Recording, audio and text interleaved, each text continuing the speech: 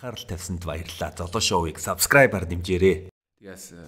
Тэгээ Бек махан мотор гээд цомгон дээр ажиллаж байгаа 13 трак тэгээ 2 бонус тэгээ Butterfly-тай голдуу хамтран ингээд за Butterfly Cozy альбомны ажил хэрхэн явж байна? Альбомны ажил ер нь бэлэн болцсон дөө. Тэгээд нэг клип хүлээж Mad Magazine-тэй хамтарсан. Зураг авалтууд нь бүгд дууссан. Одоо edit-эндээ орцсон байгаа. Тэгээд тэр цацагдангууд хамт онлайнаар л цацчихин дөө. Онлайнаар Apple Music, Deezer, Bandcamp тэднэрээр л тийм үг гэж бодчих тээ. Чиний тэр юу чин юу вэ? Линк ч амар гоё шүү дээ. Book нэг дараал тэгэнгүүт нь Apple Music, Deezer юу. Гэтэ Amazon-ы линкэн дээр чин дарангууд чин Joyner Lucas-ийн ISIS гарч ирж илээ. Тийм. Тий.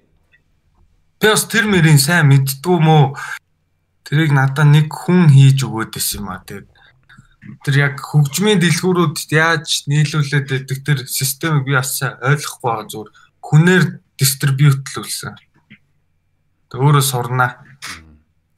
Юуны чи Apple Music дээр байгаа хоёр юуны ICC чинь лого юуны постэр амар гоё илээ. Мэдрэмжтэй. Тийм тэр бас мундаг залуучууд л хийстэй. Би одоо альбомоо цацжуулдаг гоё болчихноо. Юу ч хийхгүй юм шиг л харагдаж байгаа хөө одоо л. Тий. Чи бол ер нь фонетик үгийг ер нь гоё гаргах мөн бас гадаадууд тэр үгийг ойлгохгүй ч мөртлөө тийм гоё сонсох тал дээр ажилтдаг гэж хэлсэн. Тэгээд махан мотор гээд альбомны яг утга нь ер нь яг санаа нь яг юу вэ? Тэгээд юу гол концепт нь юм баггүй. Тэр 15 тракийг сонсоход 15-уулаа баг өөр хүн шиг сонсогдох байхгүй.